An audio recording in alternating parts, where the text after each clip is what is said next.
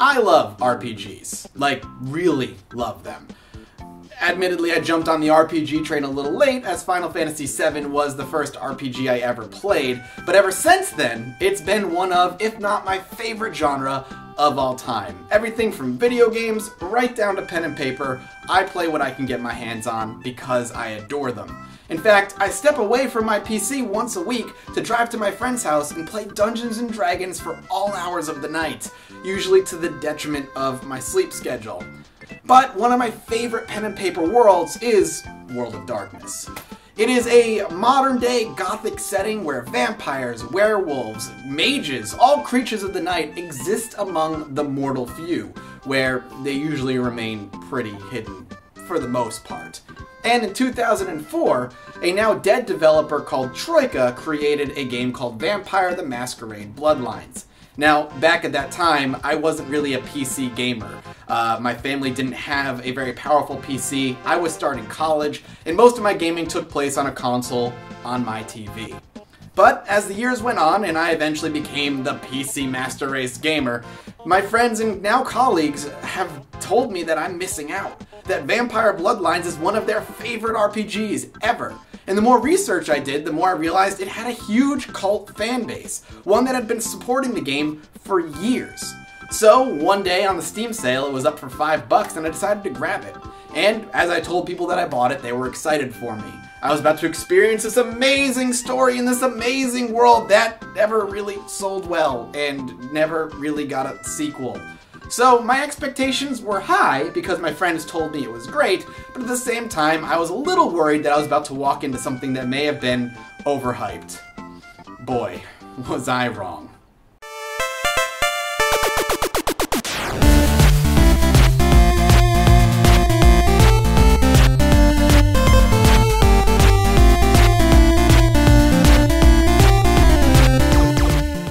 Upon booting the game up, it's actually very clear that the developers did not shy away from the game's pen and paper roots.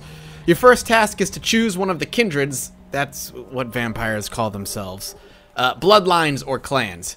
You could think of bloodlines as classes. Each one comes with a set of 3 powers that you can level up through the game, increasing their power and setting the bar for the type of character you'll be playing. Oh, and I'm going to be going pretty light on the story aspects of the game. For those who haven't played, I don't really want to ruin a pretty incredible ride. Anyway, there are 7 clans or bloodlines, whatever you want to call them, to choose from. The first is Bruja. Think of them as the melee, fisticuffs, I'm a badass class. They love getting into fistfights and are relatively short-tempered. Then there are gangrels, wild loners with the ability to shape change later on, also very good brawlers. Toreador are the clan most in touch with their human side, with a love for art while having an artistic way with words. Then there are the Tremere, creepy-ass vampires with the ability to use some sort of magical arts. They are secret hoarders, and won't share knowledge with anyone outside of their clan. Then there are the Ventru, the high-class aristocrats. They'd rather talk their way out of a situation than fight. Then we have Malka Viens. These guys are, well, they're batshit crazy. They hear voices that whisper truths in their ear and are stealthy and speak in weird riddles. These guys are actually one of the most fun classes to play through the game a second time with, as all of their dialogue is unique to them, and it's fun to see what they know about the plot due to the voices in their head, but speak in riddles, so unless the player knows what they're speaking about, makes it hard to understand what they're trying to say. Other vampires typically keep them at arm's length and treat them like they're crazy. What? Oh, man. And you're a goddamn Malkavian, too. Wow. You really are fucked. And finally, we have the Nosferatu. Oh, right. These ugly bastards. Straight out of the Hollywood horror movies of old. Looks a little like Northern Lion. They're information hoarders, live in the sewers, feed on rats, and, well, aren't really seen by anyone unless needed. For good reason. Ugh. Anyway, even at this early stage, your choice matters, as choosing your class will change dialogue and options you'll have within the game, a running theme Bloodlines holds on to throughout. Choice is important. Choice is the lifeblood of this game. It's actually one of the reasons I fell so in love with the game. It hands the player the tools to tell their own story dictated by their choices, and it starts right at the first screen. So, after choosing your class, and it's obviously going to be Ventrue because Ventrue are superior, handsome, dashing folk, you're brought over to the character sheet. If you weren't convinced this was brought from a pen and paper RPG before, this will certainly convince you. This is straight out of the World of Darkness books. Seriously, look.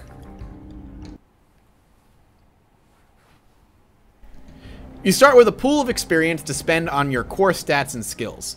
Each stat and skill has a base cost that gradually increases the more points you put into it. On the right hand side are your skills, like hacking, lockpicking, stealth, and so on. The strength of these skills are a combination of two stats on your character sheet. For example, lockpicking is a combination of your dexterity stat and your security stat. Certain locks will require, say, a lockpick skill of 8. So as long as your dex and security stats combined equal 8, then you can pop open a lock of that difficulty or lower. Simple enough and intuitive enough to truly make the character you want to play. And at the very bottom of the character sheet are your class abilities. These are different per class, but in my playthrough, I played Ventrue, and one of their abilities was Dominate. Early on, Dominate only allowed me to stun enemies for a short time, but as it got more powerful, I'd be able to make enemies kill themselves, or better yet, possess an enemy for a short time before they would kill themselves. Did I mention this game is kind of dark? Like, it's really dark. And awesome. Dark and awesome. Dawson's Creek. Alright, so, you've made your character. Time to jump into the game, and as all good RPGs do, it opens with a cutscene. This one showing you how you went from normal human to undead blood-drinking corpse of the night. Let's get into it. Whoa, whoa, whoa! Are those handcuffs on a bed? And do I hear moaning? Am I getting laid? Yep, sweet, sweet lovin'. Look, if I was gonna turn into a vampire, doing so by getting banged ain't a bad way to do it. Anyway, after a night of insatiable lust, you awake the next night as a vampire. And before any words are spoken, your door is kicked down, and some no-named thugs throw wooden stakes with the accuracy of a Navy SEAL into your and your sire's, sire means the one who turned you, into your hearts. Having a stake in your heart in the World of Darkness isn't insta-death, like most other vampire lore. It just puts you into sleep until it's removed, which is less lethal, but still inconvenient. You awake on the stage of a theater with some fancy pants dude walking around proclaiming some vampire law being broken by siring you without permission and blah blah blah blah. Our society, the laws that are the fabric of our existence, have been broken. As prince, I am within my rights to grant or deny the kindred of this city the privilege of siring. Many of you have come to me seeking permission, and I have endorsed some of these requests. However, the accused that sits before you tonight was not refused permission.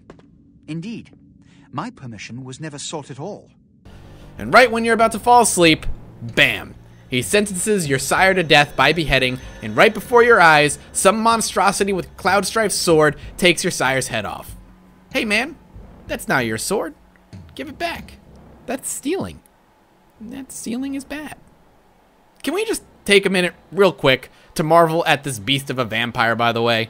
Look at him. He never says a word, has glowing purple eyes, and I'm pretty sure right under his jacket he has a tattoo that says Mama's Boy. Go ahead, make fun of him for it. See what happens. Anyway, right before the prince, the guy who's giving the speech and is in charge of the vampires in the city, declares you must die too, a man in the audience watching all this goes down stands up and calls bullshit on the whole thing. Some banter happens and your life is spared as the prince makes it look like it was his decision to spare you the whole time. After a relatively short tutorial introducing you to the basic mechanics of stealth, combat, and stat use, you're thrown into your apartment and let loose into the world. Can we just take a moment to discuss your apartment? What crack addict did we kick out of his den to live here? Didn't the prince wear a nice suit? Aren't vampires able to have influence over mortals? Can't they get me something better than this? This is gross! Ugh, yeah. Anyway, this is where the game really opens up and begins to show its strengths. The game isn't open world per se, but it does consist of a handful of pretty big hub worlds where the main quests and a bunch of side quests will take place. Each hub world is unlocked as you push through the main story, and the side quests can be tackled at any time. Movement between the hub worlds happens by talking to a cabbie who, conveniently, waits for you in a single spot in each hub world and takes you where you need on a whim, for free, without question, sometimes on drives that would last hours. Best cabbie ever. Your character has two main resources you'll be needing to manage. First is your health, represented on the left-hand side. It's pretty self-explanatory. The only big difference is there's different types of damage you can take. Things like guns do lethal damage, which hurt, but will heal decently quickly over time because, hey, you're a vampire. Then things like fire do aggravated damage, which doesn't heal unless you drink some delicious, delicious blood. Honestly though, I never bothered worrying about the different types of damage in the game. Things hit me, I hit back, one of us would die. I liked that they attempted to bring in different damage types over from the pen and paper games, but it really felt like none of it made a difference. Sure, I could survive a volley of bullets unlike any mortal could, but as a player, this didn't feel all that different from any other game where bullets are tossed my way. The biggest difference that I saw was that sometimes there was a type of weapon or enemy that almost killed me in 1 or 2 hits, and upon reloading a save, it just caused me to avoid or instantly kill that particular enemy with one of my many powers instead. A cool idea that ultimately didn't feel all that important through gameplay. And on the right hand side, you have a red bar representing your blood. I used air quotations there, you couldn't see it. Think of it like a mana bar. This is the resource you'll constantly be using throughout gameplay. It's what you use to power your vampiric abilities, which can be seen directly underneath this bar. If you run out of blood, not only will you be unable to use any of your abilities, but over time, your character can enter what's known as a frenzy. Unable to maintain the hunger a vampire feels, your character will lose all sense of self and attempt to feed on anything it can get its hands on, regardless if the public can see you or not. So typically, it's in your best interest to keep that bar as full as you can manage. While the game tries to tackle many different ideas with varying degrees of success, its biggest strength and the thing the game did that solidified it as an instant classic in my mind is the amount of control they give you, the player. A lot of RPGs set the player up to save the world with varying different ways to say yes to each quest. Some are more guilty of this than others. However, with Vampire, this is not the case. Each quest presented to you not only has a myriad of different dialogue options that can provide you with more information, story bits, hints as to what's to come if you know what to ask and how to say it, which can heavily depend on your clan, but each quest can be tackled in whatever way you see fit. Before I talked about my Ventru and how I was able to go through entire quests without lifting a finger, and while sneaking around and mind controlling each enemy to kill themselves while never revealing myself. However, if you wanted to go in guns blazing or sword swinging, this is also a completely valid option. Even more, there are some quests in the game that allow you to skirt by them altogether if you're properly built to do so. One in particular has a ghoul. Ghouls are mortals who drink vampire blood and serve the vampire completely without question, protecting a graveyard and killing zombies that attempt to escape.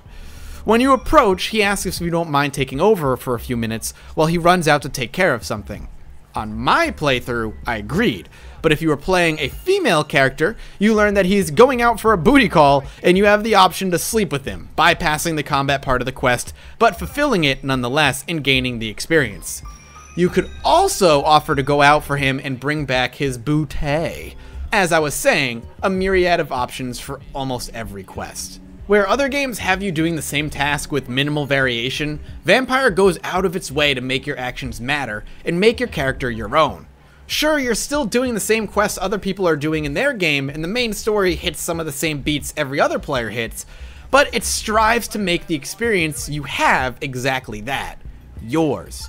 Variations in gameplay, clan choice, dialogue options, all change both major and minor things. Maybe you choose to murder everyone in a mission when the prince expressly asked you not to, angering him upon returning and him referencing your actions. What did I tell you? It's all over the police radio. Do you comprehend the consequences of your actions? This kind of exposure reeks of the supernatural in mortal eyes. Maybe you're too antagonistic for your own good, causing a powerful vampire to use his own powers on you to force you to comply with his demands. Each choice branches in some way to provide a personalized experience. Even the main quest follows this logic, giving varying endings depending on who you've become friendly with, whose advice you've chosen to follow, and more. It's still a game, and there's still things you can't avoid, but it does a damn good job obfuscating that and providing a very unique experience for the player, making it a very replayable RPG. This is all reinforced by incredibly stellar voice acting, in a game where atmosphere and world building is utterly critical. A game can be made terrible if the voice crew is awful, but not Vampire. Steve Blum, Phil Lamar, Jim Ward, John DiMaggio, Debbie West, and on and on and on. There wasn't a single time in the game where a voice felt awkward or forced or out of place. The tone always felt right, the lines delivered perfectly, and it set the mood and atmosphere for the game in a way I would have expected for a game considered such a cult classic. And while the game visually is clearly from the early 2000s, certain aspects of it hold up well today. The models for the characters are a bit stiff and awkward when in motion, but the facial animations, and eyes in particular, do an excellent job conveying emotion. This is, from my understanding, an early build of the Source engine, and the facial animations show it. They're still quite good. So, if this game is so good, then why didn't it sell well in 2004? What's so bad about it? Well, a few things aren't exactly stellar about the game. For one, the combat is pretty terrible. Melee feels stiff and unintuitive. They tried to spice it up by having differing combos depending on which direction your character was moving, but they were so unnoticeable, it wasn't until I was more than halfway through the game before a comment in my YouTube video told me this. And even armed with that knowledge, it didn't change how I approached melee fights. Run in, swing as much as you can before they wind up for their attack, back up to let them swing, then run back in again. Sure, you can block by hitting the tab button, but doing so slows your character to a crawl, and if the guy you're fighting has friends who have guns, and a lot of the time they do, then you're just gonna be left vulnerable to the bullets. And speaking of bullets, you can shoot guns in this game too, and doing so is also just as clumsy. Taking out a gun forces the camera into first person, and if you're switching from melee weapon to a firearm, this is jarring as hell, since melee fighting forces the camera into third person. Aiming a gun isn't what you're used to in today's modern FPS games either. Instead, you have a reticule that, if you move, widens out and forces your accuracy to drop drastically. In order to be more accurate, you have to stand still and let the reticule slowly move towards the center. You can kinda mitigate this with your skills and ranking up your firearms, which causes the reticule to become more accurate more quickly, but I hardly noticed a difference even in the endgame where I had that skill pretty much maxed out. Most of the time the combat isn't an issue. As I said before, you can play this game almost any way you want, and my method of choice was to use my vampiric mind powers in melee, though clumsy worked out most of the time for me. But there are certain parts of the game that force you into boss fights, especially at the end. And oh, the end game. Man, the end game. Look, I was told this game was rushed out and never truly finished, and this showed more so than ever at the end. There are two levels I can think of that are the most heinous copy-paste level design I have ever seen. A hotel where each floor is unimaginative and is almost the exact replica of the floor before it, all littered with the same enemies that are impossible to sneak by and force you to fight. And a dungeon shortly after the hotel with the same issues. It was mind-numbing and poorly designed after the previous 90% of the game being so effing incredible. Top that with a few non-avoidable boss battles where the clunky combat is highlighted and you're in for a rough time. Luckily, everything up to that point was so damn good that this endgame design is easily looked over by most people, including me. The other big problem this game has is it's buggy. Really, really buggy. In fact, upon release in 2004, it was almost unplayable. Quests would frequently bug out and be unable to be finished, graphical glitches, doors that trap you, and straight up crashes of the game. But this game has one of the most dedicated fan and modding communities I've seen. I was running the community unofficial patch, which fixes most major bugs and has the game run like smooth butter on my and most people's PCs.